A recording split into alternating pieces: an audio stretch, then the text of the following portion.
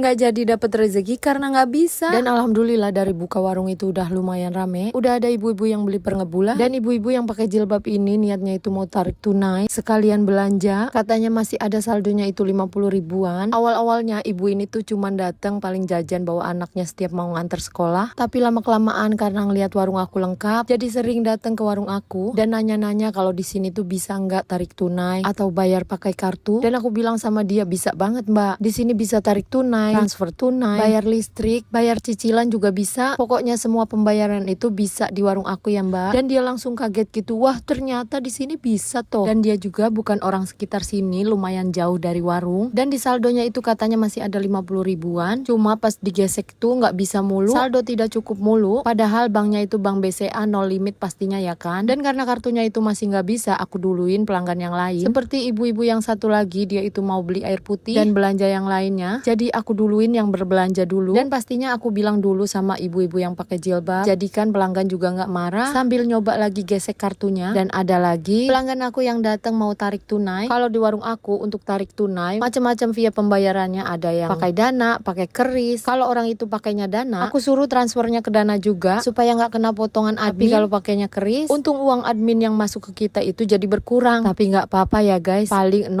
berapa persen doang. Kalau di tempat aku misalnya kartunya itu nggak bisa, aku coba berulang-ulang, aku bantu usahain supaya bisa, karena kasihan juga kan pelanggannya juga butuh. Cuma kalau udah dicoba sampai 3 kali itu nggak bisa juga, aku juga pasrah. Tapi ada loh teman-teman tempat lain, misalnya kartunya itu sekali nggak bisa, ya udah nggak mau usahain lagi. Dan aku coba gesek lagi, tapi ternyata kartunya itu tetap nggak bisa. Dan banyak itu ngomong kalau belanja dulu nggak apa-apa. Aku bilang kalaupun belanja dulu tapi kartunya nggak bisa, nggak bakalan bisa dipakai untuk bayar mbak. Ya padahal ini ada saldonya loh. Tapi di sini aku tetap masih mau ngusahain dan aku layanin dulu yang tarik tunai. Tarik tunainya itu 1.100.000. Untungnya kalau masih pagi begini tuh uang cash masih banyak karena belum dibawa belanja oleh pas suami. Karena apa ya teman-teman? Kalau modal warung sembako aku dan modal saldo pulsa itu digabung jadi satu. Nggak ada yang dipisah-pisah. Pak suami tuh selalu bilang, ah ribet. Enaknya tuh begini ya guys, kalau warung sembako bisa jadi agen pembayaran, untungnya tuh berlipat-lipat. Karena biasanya orang yang tarik tunai itu kadang-kadang sambil belanja. Dari untung tarik tunainya aja udah banyak, ditambah lagi belanja juga. Jadi bagus banget untuk progresnya warung sembako. Yang misalnya modalnya itu cuma sedikit, dari untung agen pembayaran juga lumayan. Jadi bisa bikin warung kalian itu makin berkembang. Dan setelah aku coba berkali-kali, ternyata kartunya itu tetap nggak bisa juga. Akhirnya ibu itu nggak jadi belanja. Nggak apa-apa ya guys.